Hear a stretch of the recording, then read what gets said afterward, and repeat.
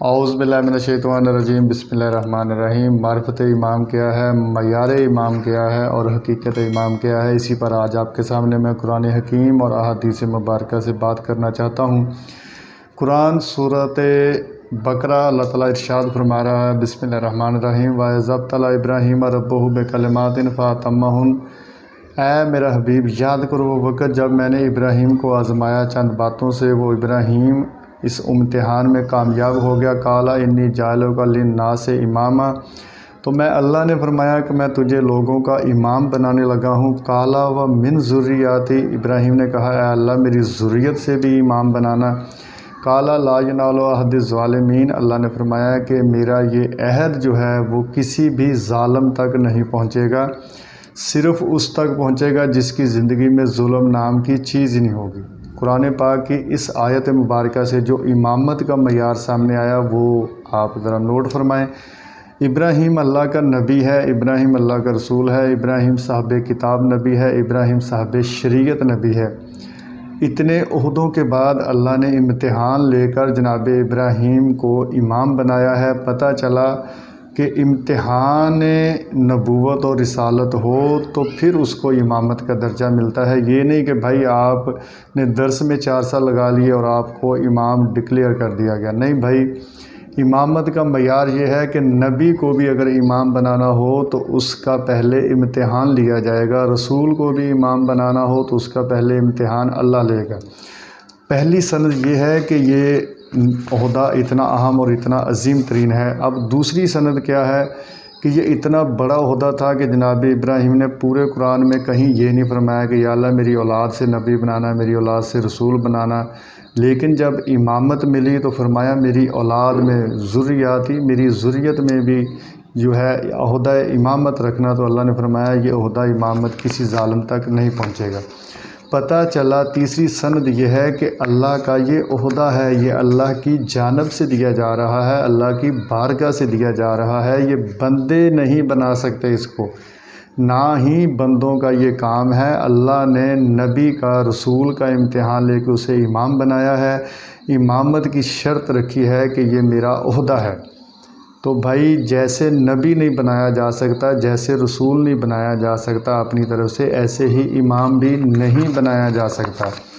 اب آپ دوسری طرف آئیے، اللہ تعالیٰ نے قرآن حکیم میں ارشاد فرمایا کہ ذریت ابراہیم میں جو میں نے امام بنائے، اب ان کا معیار کیا ہے؟ تو سورۃ انبیاء میں اللہ تعالیٰ نے ارشاد فرمایا وَجَعَلْنَاهُمْ أَئِمَّةً يَهْدُونَ بِأَمْرِنَا، ہم نے انہیں امام بنایا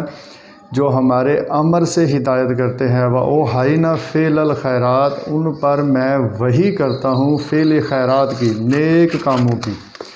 اب یہاں یہ آیت نمبر جو ہے، اس سے آپ پیچھے والی ایک آیت پڑھیں گے تو وہاں اللہ تعالیٰ نے فرمایا ہے کہ جناب اسحاق کی بات ہو رہی ہے اور اسحاق کی اولاد کی بات ہو رہی ہے کہ ان کا نام لے کر پھر اللہ نے فرمایا کہ ہم نے انہیں امام بنایا، یہ ہمارے امر سے ہدایت کرتے ہیں۔ یہ ابراہیم کی اولاد کا تذکرہ ہو رہا ہے۔ قرآن سے یہ سند آ گئی ہمارے پاس کہ بھائی ابراہیم جو ہے اس نے امامت کا عہدہ لیا، امتحان دے کر لیا، یہ عہدہ جناب ابراہیم کی اولاد میں چلا، اور اس عہدے کی شرائط یہ تھی، نشانیاں یہ تھیں کہ ایک تو یہ عہدہ اللہ دے گا، کوئی اور نہیں دے سکتا۔ دوسرا یہ کہ جس کو امامت کا عہدہ ملے گا اس کو اللہ کے امر کا علم ہوگا، اس پر اللہ کی وحی بھی آئے گی۔ اب آئیے تیسری جگہ پہ کہ جو امام ہوگا اس کا معیار کیا ہوگا۔ جناب عیسیٰ علیہ السلام بھی ابراہیم علیہ السلام کی اولاد سے ہیں، تو جناب عیسیٰ علیہ السلام کے بارے میں سورہ مریم میں اللہ تعالیٰ فرما رہا ہے کہ جب جناب مریم کو اللہ تعالیٰ نے جناب عیسیٰ عطا کیا، اب باپ تو تھا ہی کوئی نہیں، واپس قوم میں آئی تو قوم نے کہا کہ یہ آپ نے کیا کیا، آپ کی شادی بھی نہیں ہوئی، تو آپ کی ماں بھی ایسی نہیں تھی، آپ کا باپ بھی ایسا نہیں تھا۔ تو جناب مریم نے ان کے سوالوں کے جواب میں فرمایا،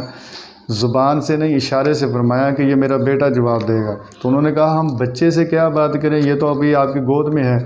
تو جناب عیسیٰ علیہ السلام نے فرمایا کہ میں اللہ کا نبی ہوں، اللہ نے مجھے صاحب کتاب بنایا ہے، جہاں بھی میں ہوں وہاں پر میں برکت والا ہوں۔ پتہ چلا کہ جناب عیسیٰ علیہ السلام ماں کی گود میں کتاب والے ہیں اور اس حقیقت کو جانتے ہیں کہ ماں کی گود میں نبی ہیں اور ماں کی گود میں صاحب برکت ہیں، برکت والے ہیں۔ تو یہ ہے امامت کا معیار قرآن حکیم کے مطابق کہ ماں کی گود میں ہو تو بھی صاحب علم، تو بھی برکت والا، اور اللہ کی بارگاہ سے ملے ہوئے عہدے کا اعلان کرنے والا۔ اب قرآن کے سند سے ہمارے سامنے جو نشانیاں ہیں ان میں پہلی نشانی یہ کہ اللہ تعالیٰ امتحان لے گا، دوسری نشانی یہ کہ وہ ابراہیم کی اولاد سے ہو، تیسری نشانی یہ کہ اس میں ظلم کی ایک ذرہ بھر بھی گنجائش نہ ہو، وہ ظالم کسی لحاظ سے نہ ہو، چوتھی نشانی یہ کہ اس پر اللہ تعالیٰ کی وحی آتی ہو، پانچویں نشانی یہ کہ وہ اللہ کے امر کو جانتا ہو اور اس سے ہدایت کرتا ہو، چھٹی نشانی یہ